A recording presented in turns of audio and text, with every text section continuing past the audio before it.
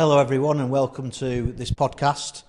I'm John Whittingslow, Commercial Litigation Partner at Napthens Solicitors, and this episode we're going to be talking about business debt, the management of it and the recovery of it.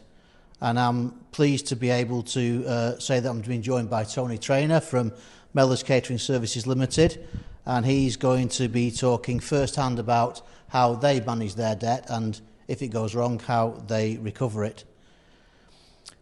One of the reasons we want to talk about this particular issue is the impact that debt can have on businesses generally. And I did a little bit of research before the podcast, Tony, to try and get a bit of a handle on how bad it is or how good it is out there. And research that I looked at said that at the moment, the average 50,000 SMEs going, and that's just SMEs alone, going under because primarily cash flow, bad debt. And the government estimate that at the moment there's about £141 billion of debt owed, again, purely to SMEs. I suspect the bigger companies are not so keen on sharing the information with the government as the SMEs are. And clearly, therefore, debt has a big impact upon businesses. And we need to get a grip of it, businesses and lawyers supporting the businesses. So I just thought I'd ask you to explain to us, if you could, how Mellors handled their bad debt credit control position and how you find things. No problem, and hi John, thanks for having me here, by the way. Yes, some big numbers there you quoted. It can be a problem, debt, I guess debt can be useful for business though. Let's start off with that. Most businesses have debt, pretty much all businesses have debt. And I guess it's the type of debt that we need to talk about in this podcast and what might be useful in terms of when to reach out for help going forward. But debt can be useful, so debt can be used to fund improvements, to fund growth, technology, people, equipment, all that good stuff. Rather than waiting for profits to save up and then making those investments. So debt can be a good vehicle for growth. But I guess when it comes to our business, we work in a contractual business where we're trying to win new contracts, and we don't really deal with cash in our business, and that's where the issue can arise. So our business, as an example, is reliant on electronic payments in arrears. So the challenge with that is we have no liquidity buffer, no free cash available. That can be an issue when expenses are become due for payment and you've not got the free cash to make those payments. So when you're relying on those electronic payments, which are all in arrears, having a management process to recover that debt, that planned debt, is really important. And I guess that's where it starts. What do we need to do to make sure we've got a good process in place to recover that debt? So how we do it, and I guess that lots of businesses do the same thing, especially when you're dealing with receipts in arrears, is you've got to start by making sure you've got a good debt policy and what your recovery plan looks like, especially when you know that you've not got cash coming in, it's all in arrears. So it starts with the credit control team. Having a good, stable credit control team is absolutely paramount, who know what their parameters are, what they need to work within. So in our team, given that most of what we work with is public sector, not private sector, and that can be another challenge, but we'll talk about public sector for now, is making sure they know what the payment terms are and at what stage different triggers are released if those payment terms aren't met. So 30 days payment terms, standard stuff, especially in the public sector. And the credit control team will send out the invoices to clients and will expect those payments to be met within the 30 days terms.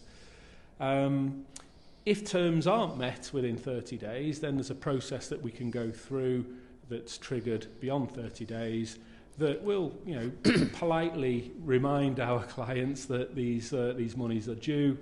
And in most cases, thankfully, clients pay on time, and when there's 30 days payment terms are not met, the polite reminders generally do the job. How do you deal with the situation when they infrequently arise, where one of your clients says, well, we're not paying for a specific reason? Is that left with the credit control team, or does it get escalated to more senior management? Yeah, no, it's a good question. Really, it's all about the relationships, isn't it? Especially when you're dealing with debt and this type of debt. So it's about the relationships. So the relationships, first and foremost, start with the operational team who look after that particular client. And if there's an issue where payment terms aren't met, the operational team will normally drop that into conversation politely with the client to ask if there's a problem with payment, or if there's a query on an invoice that's holding up payment. And usually that's what it is. There's a discrepancy or a query, and the client can hold up a payment because they're unsure as to the accuracy or the efficacy of that particular invoice. And in most cases, again, the area manager will get a good solution, will agree that problem's resolved and payment will be met. When the area manager can't solve it, we may enter a situation where a more formal letter is sent. It really does. I mean, these are situations that we don't want to get to, and in fairness are quite rare. So that's the first thing to say. But where you do get a situation where a client is unwilling to pay, and it gets to that stage where the area manager's tried, the credit controller's tried to recover payment, but for whatever reason, a situation where, again, a formal letter might be sent requesting payment is made, otherwise potentially could be costs and interests then added to that invoice. Now, thankfully, in our business, it's quite rare that would happen. And cases where it may have happened in the past, I guess people might want to know, well, how does it get to that stage? Why does it get to a stage where you're starting to get maybe slightly more formal and the relationships that are involved can't solve the problem? And it could be a myriad of reasons. But in our experience, largely, it's when there's changes in people. So if we've had a contract for 5 years or so, no problem with payments on time, everything's fine, and even when there's the odd discrepancy on an invoice, relationships are strong, it gets resolved. That's how it should be. But there are occasions where somebody's changed. Sometimes that's our end. Credit controller may have changed, and there's lack of history or knowledge about that particular client and the nuances on how they like to pay. But invariably, it's changes at the client end where, in the education sector, as an example, where we deal with quite a lot. There can be movement of business managers, finance people from school to school or trust to trust. And again, you're losing that continuity and that knowledge and that history. New person comes in, starts questioning invoices or decisions that were made previously around invoices, and that's where you can then get a backlog. And that's where it comes a bit of a problem. Do you think there's the potential that a new person on the block in the client thinks, I'll make a name for myself by trimming some of the costs that are coming out of the business and try and save a few quid here and there, or something more fundamental? Possibly. I think that's really rare. I think in the main, especially in public sector, I think in the main people are very genuine and want to do a good job. That's what I see. Maybe an ego might get in the way from time to time. People might want to make a bit of a name for themselves, but we don't tend to see that. Yeah. I think honestly it tends to be new people who've come into the situation, don't understand the background or actually don't understand our business, and that's another thing as well to bear in mind, that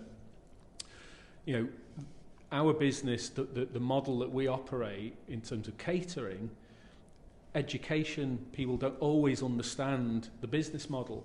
That's, they're very bright people, but they don't do catering and don't understand how the business model works. So it's trying sometimes just to get a bit of understanding as to this is how the invoice is generated. It comes from this, this and this, and therefore the cost to you is Y type of thing. I guess that's probably one of the big situations of the change, isn't it? If the person at the client's end that you've had the negotiations with before you won the contract then moves on whilst the contract's in place, I can see why somebody coming in doesn't quite get it and starts to ask queries. Yeah, no, exactly right. And thankfully they're few and far between, but it can happen. And I think that's where, if we come on to, I guess, the reason we're here, which is about debt recovery and, where debt isn't being, invoices aren't being paid and you need to get a little bit more formal. Thankfully for us, as you know, it's relatively rare, but where it does happen in our world, and to bear in mind as well, we're working with public sector, who are generally very good because they work under very stringent conditions and rules around payment terms. When it does happen with us and there's been a change or we've lost a contract as an example and there's still outstanding monies to be met, that's generally where there can be a bit of a grey area. You've moved on, client's got new supplier involved, and questions are being asked around, shall we make this payment because we've got queries around X, Y and Z, and then there becomes a bit of a standoff. Now again, doesn't happen too often, but where it does, and we can't solve it through the relationships that we've got involved or the credit controllers or a slightly more formal letter, we may consider reaching out to you and picking the phone up. But and thankfully you've done a great job helping us with that. Yeah, I think we've been together for quite a while now, haven't we? How many years have we been together? A long time. Well, I've been around 12 years at Mellors, and we've used Napthens all that time. So it goes further back than that. Yeah. I mean, that brings us on to a question with regards to how you find things when you've made that decision, okay, we need to escalate it further and bring in the lawyers. What is it, at the risk of sort of leading you into a bit of a leading question as we'll be told, what is it about the way that we provide our service that makes you comfortable that we're not charging in and upsetting your customers, clients too much? Yeah, well, I'll give you a good example on that. And this is why we used you or do use you for this particular service when it's a requirement. Going back a year or so, we had a situation where for whatever reason, there was a handful of debts that weren't getting paid, and they entered into what we call aged debt. So they'd gone beyond 90 days. In fact, they were over 120 days, whatever reason. And as we know, the longer debt goes on, the likelihood of it then being repaid becomes quite difficult. Yeah. Especially when you go back to what I said earlier about people moving on, it can be quite difficult. And trying to unpick all that stuff, depending on people's systems as well, and the finance systems, the invoicing systems they have, can be really difficult. So going back, when we had a handful of issues, I reached out to you, and you put me onto one of your team, Solomon, who was really good, really thorough. Now, I was slightly concerned, legal costs. How much is this going to cost me? And I asked Solomon, is there a more cost-effective way of us addressing these issues rather than you deal with them, Solomon, at your rate, which is slightly higher rate? Is there a more cost-effective way of me addressing these issues? And he suggested, well, why don't we get one of the team to do a letter before action on some of these accounts to see if that prompts payment. Legal letter-headed letter going to these old clients with all this age debt to see if that sparks them into action and gets payment.